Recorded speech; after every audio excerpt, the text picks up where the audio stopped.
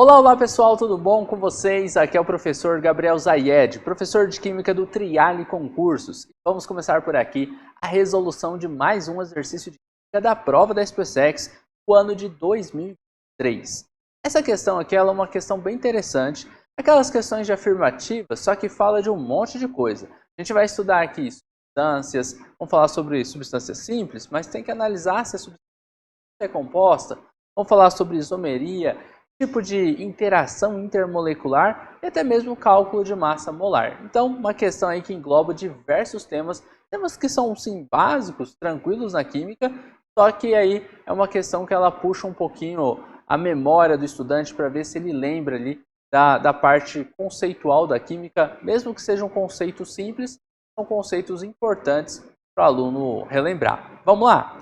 Olha só o que diz este exercício. Aqui a gente tinha a tabela periódica, né, que poderia estar auxiliando vocês a resolver essa questão. Daqui a pouquinho eu dou uma olhadinha lá na tabela e vou falar onde que você poderia utilizar a tabela para resolver este exercício. Uma substância ela possui fórmula molecular hipotética XNZM, em que X e Z eles representam genericamente os símbolos de seus elementos constituintes. E as letras N e M, elas representam seus respectivos índices. Considere que X é o elemento de menor raio atômico do grupo 14 da tabela periódica. Bom, aqui você vai ter que pensar o seguinte. Vamos voltar aqui, vamos dar uma olhadinha na tabela periódica. Família 14 é a família do carbono. O raio atômico ele diminui, tá? Ele vai diminuir baixo para cima na tabela periódica. Então, na família 14, quem tem o menor raio atômico é o carbono. Tá? Só nesse grupo 14, o menor raio é o do carbono. Então, a gente já sabe aqui quem é esse elemento X. O X, ele é o carbono. Beleza? E aí temos aqui.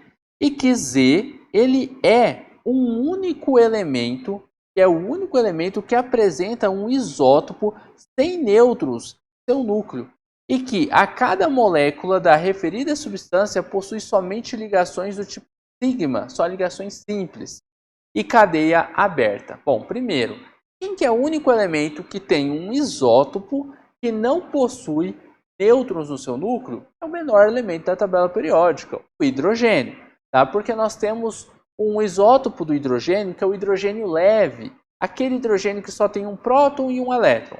Temos o deutério, né, que é o hidrogênio de massa 2, que possui um próton e um nêutron, e o trítio, o hidrogênio com massa 3, porque possui um próton, sempre um próton, tá? E dois nêutrons. Aqui a gente está falando do hidrogênio leve, que é um dos isótopos do hidrogênio. Então a gente já sabe que Z é igual a H, ou seja, o elemento X é o carbono e o elemento Z é o hidrogênio. Sabendo disso, a gente vai conseguir resolver essa questão aqui com mais tranquilidade. Olha só o que diz na primeira afirmação. A substância em questão é classificada como uma substância simples. A substância simples só tem um elemento químico.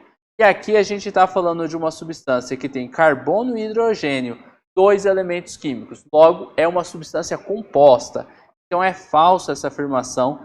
E esse conceito aqui ele é um conceito básico da química, que é estudado praticamente ali na primeira aula de química de qualquer curso, né? Você está estudando química, você vai falar sobre substância simples, substância composta. Isso aí é básico, tem que saber. 2. Caso N seja igual a 4, a substância em questão possuirá dois dos isômeros planos constitucionais. E o que possuir cadeia normal ou for menos ramificado, ele apresentará ponto de fusão e de ebulição maiores do que o da cadeia ramificada. Olha só, o N ele é o índice que a gente tem para quem? Para o X. Como o X é o carbono, a gente está falando de um átomo de carbono que vai ter ou 4 carbonos ali ligados entre si. Eu vou montar aqui essa estrutura, como é que ela ficaria? N igual a 4, ele está dizendo que tem 4 carbonos. Como é que a gente consegue montar essa estrutura? 1, 2, 3, 4 carbonos. Eu conseguiria fazer essa estrutura aqui. seria completando os hidrogênios, né? CH3, colocando aqui hidrogênio abaixo acima, outro hidrogênio aqui, ó, seria o butano. E a gente poderia montar o metilpropano, né? A gente poderia fazer um CH3, CH2, CH3 e aqui um CH3 também. Então a gente tem essas duas estruturas que são os isômeros constitucionais ali, isômeros planos que a gente consegue formar com 4 átomos de carbono. Só tem ali o metilpropano e o butano. Bom, observe o seguinte, dessas duas estruturas, a estrutura que é linear, a estrutura que é normal, a cadeia normal é o butano.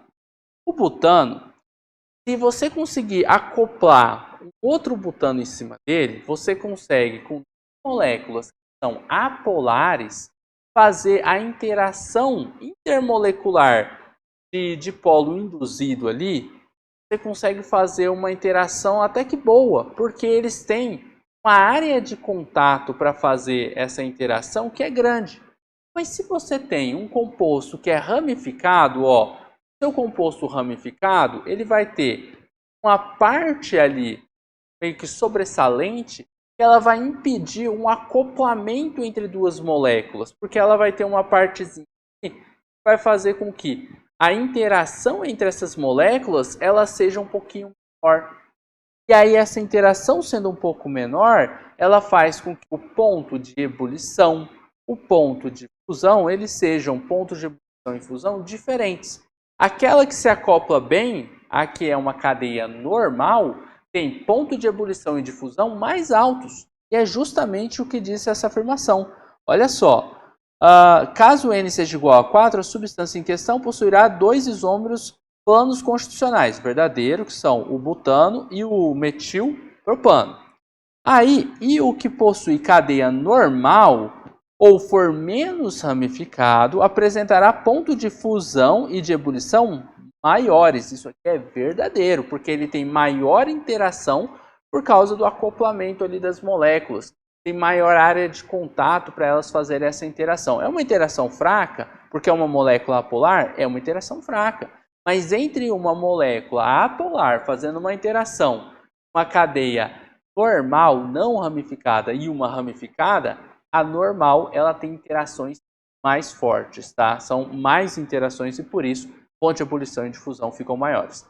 Para falar a verdade, esse item 2 aqui, ó, é verdadeiro, mas ele é o item mais difícil dessa questão, na minha opinião, porque você, além de saber isomeria, tem que pensar ali ponto de ebulição, ponto de fusão de uma substância orgânica, né? Uma propriedade ali que a gente tem dessas moléculas que apresentam já a mesma massa molecular, né? A mesma massa molar, já que são isômeros, como ela tem um empate em relação à massa molar, tem um empate em relação a interações intermoleculares, você vai desempatar ponto de ebulição e ponto de fusão, observando ali apenas o fato de que uma é ramificada e a outra não. Esse ponto aí é o mais difícil dessa questão, na minha opinião, essa afirmativa 2. A primeira a gente já tinha visto que era falsa, né? Aqui, ó, você pode ir eliminando, ó. A primeira afirmativa é falsa, aqui, ó, você elimina a letra A, elimina a letra B, elimina só essas. A 2 é verdadeiro, você sabe que a C está ok. A D pode ser também. Aí você já eliminou. Agora a gente vai para 3. Se a 3 for verdadeira, a gente já acaba com a questão. A gente vai ver uma por uma. Vamos lá. As moléculas da substância em questão se atraem por meio de interações intermoleculares, do tipo dipolo induzido, dipolo induzido. Acabei de falar sobre isso. Quando a molécula é apolar, qual que é a interação? Dipolo induzido, também chamada de forças de London, né? Ou interações de Van der Waals, mas é dipolo induzido. Então aqui, ó, verdadeira essa terceira afirmação. Vamos para a quarta afirmação. Se a terceira é verdadeira, a gente já matou a questão, né? A gente já sabe que o gabarito é a letra C. Mas vamos dar uma olhadinha na quarta para ver por que ela está errada, tá? Na quarta diz, se a substância em questão possui somente um átomo de carbono em cada uma das suas moléculas, a sua massa molar será igual à massa molar da substância oxigênio. Fica calma. Olha só. Se eu tiver somente um átomo de carbono, a minha molécula é essa aqui, ó, CH4. Porque lembra que o hidrogênio faz uma ligação, o carbono faz 4, né? Você só pode ter ligações do tipo sigma, só ligações simples. Bem, só tem carbono e hidrogênio, obrigatoriamente tem que ser. Se você for fazer a massa molar disso aqui, ó, a do carbono é 12, a massa do hidrogênio é 1 vezes 4, que vai dar 4. Aí você vai somar 12 com mais 4 aqui, ó, você chega em 16 gramas por mol. O erro de muita gente aqui é confundir oxigênio, átomo de oxigênio, com substância oxigênio. Se eu falo em substância oxigênio, eu estou falando do O2. O2 vai ter a massa do oxigênio que é 16 vezes 2, 32 gramas por mol. Cuidado, hein? Aqui vai derrubar. Aqui, esse é o tipo de questão que confunde, parece pegadinha com muita gente. Porque às vezes a pessoa está lendo ali na pressa e fala a substância oxigênio, massa 16.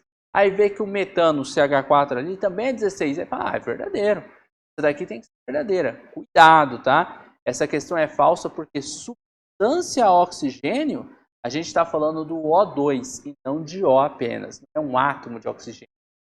Termos não pode confundir. Tá vendo?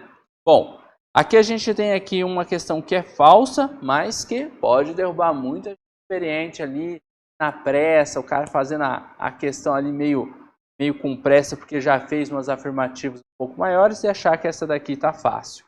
Bom, então 2 e 3, né, são as nossas afirmações e a gente termina aqui a resolução dessa questão, uma questão bem interessante de química, letra C, o nosso gabarito.